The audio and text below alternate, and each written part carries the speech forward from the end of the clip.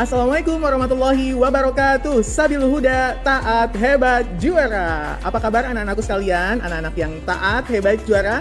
Semoga selalu dalam kondisi terbaik ya. Alhamdulillah pada kesempatan kali ini kita bertemu lagi dalam acara, dalam momen, dalam kesempatan BPI yaitu Bina Pribadi Islam dalam keadaan sehat walafiat. Amin ya rabbal alamin.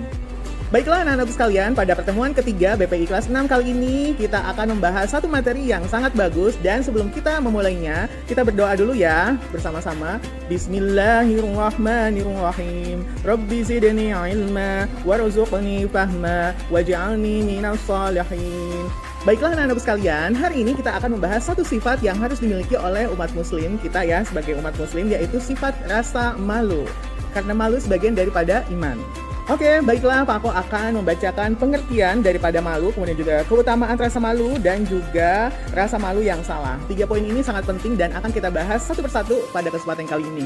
Yang pertama adalah pengertian malu. Dengarkan baik-baik. Rasa malu menurut Syarah An-Nawawi terhadap Sahih Muslim adalah akhlak terpuji yang mendorong seseorang untuk meninggalkan sesuatu yang buruk ya, meninggalkan sesuatu yang buruk dan mencegahnya dari kelalaian dalam memenuhi hak para pemiliknya. Oke ya. Jadi sesuatu yang buruk itu tinggalkan ya, dan juga mencegahnya dari kelalaian dalam memenuhi hak para pemiliknya. Itu ya pengertian daripada malu. Kemudian poin yang kedua yaitu keutamaan rasa malu. Rasa malu memiliki keutamaan yang banyak. Hal itu dijelaskan dalam sunnah Rasulullah SAW. Di antara keutamaannya adalah sebagai berikut. Yang pertama, sifat malu yang benar mendatangkan kebaikan ya, oke? Rasulullah SAW bersabda, sesungguhnya sifat malu tidaklah mendatangkan kecuali kebaikan. Hadis riwayat Bukhari dan Muslim. Kemudian ada hadis lagi, dalam hadis yang lain Rasulullah SAW bersabda, sifat malu adalah baik semuanya ya. Hadis riwayat Muslim, berdasarkan hadis tersebut, Rasulullah SAW menjelaskan bahwa rasa malu itu semuanya baik ya, oke? Kemudian yang kedua, rasa malu perangai yang disukai oleh Allah. Rasa malu sebagian dari iman. Setiap kali rasa malu bertambah pada diri seseorang, maka bertambah pula keimanannya. Ya, Nabi Muhammad SAW bersabda, iman itu ada 60 atau 70 sekian cabang. Yang paling utama adalah ucapan la ilaha illallah, dan yang paling rendah adalah menyingkirkan gangguan dari jalan, dan malu termasuk salah satu cabang dari iman. Hadis riwayat Abu Daud dan An-Nasai. Kemudian keutamaan rasa malu yang ketiga adalah membawa pelakunya masuk ke surga. Di sini anak-anak sekalian pasti pengen ya semuanya ingin masuk surga. Rasulullah SAW bersabda, rasa malu adalah bagian dari iman dan iman berada dalam surga. Dan sikap terang-terangan dalam perbuatan maksiat dan tidak memiliki rasa malu adalah keburukan. Dan keburukan berada di neraka. Jadi anak-anak sekalian, kalau misalkan malu terhadap sesuatu yang buruk dan tidak mengerjakannya, insya Allah akan membawa teman-teman kepada ke jalan kebaikan dan juga menuju ke surga. Oke. Poin yang berikutnya, rasa malu yang salah nih yang penting juga ya. Rasa malu yang salah itu seperti apa? Simak baik-baik ya. Yang pertama, malu melakukan amal soleh. Jadi ini malu yang bukan pada tempatnya. Contohnya, malu ketika maju ke depan kelas untuk mengerjakan soal, atau malu untuk mengikuti kegiatan yang ada di sekolah, di rumah, atau online. Itu malu bukan pada tempatnya ya. Atau malu berkata jujur, kemudian juga malu mengerjakan hal-hal kebaikan ya.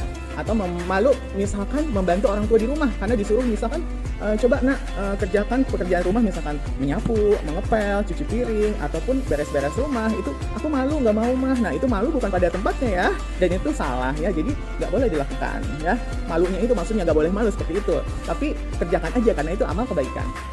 Kemudian yang kedua, malu bertanya tentang kebaikan. Contohnya, malu bertanya tentang kebenaran agama Islam seperti tata cara puasa, kemudian juga caranya misalkan sholat ya, atau caranya kita misalkan mengerjakan amalan yang lainnya. Contohnya misal apa ya?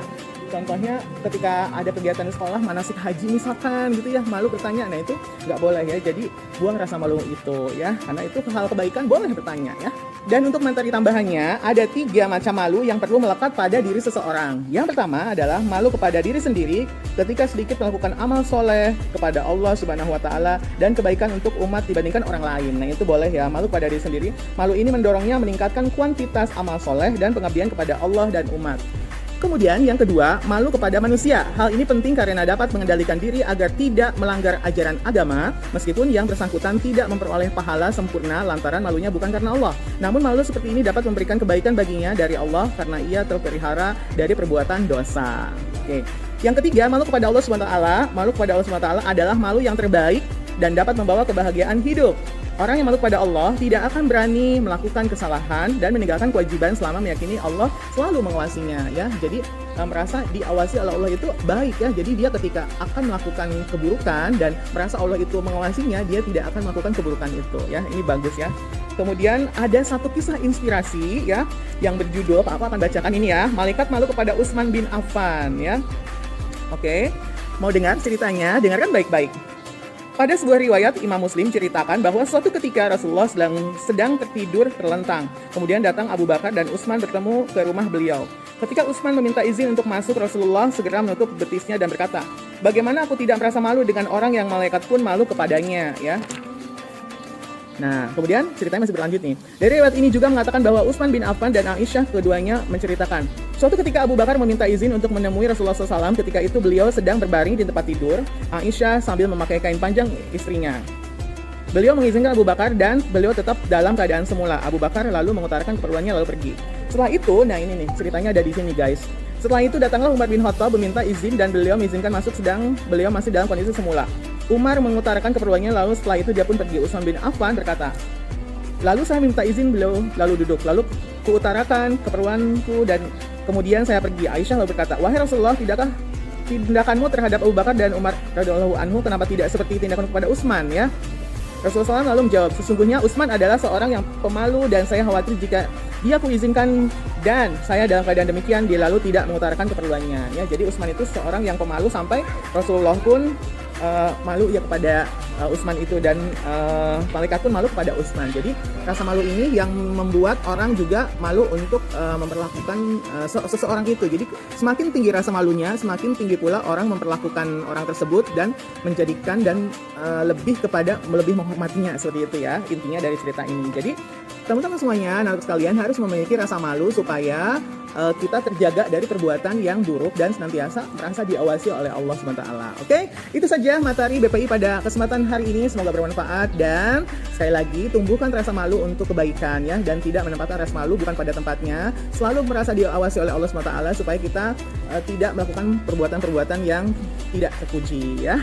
Karena malu itu sebagian daripada iman. Oke, terima kasih. Sampai ketemu di BPI berikutnya. Selamat menjalankan aktivitas sehari-hari. Semoga Allah selalu memberkati kita. Terima kasih. Bila taufiq wal hidayah. Wassalamualaikum warahmatullahi wabarakatuh.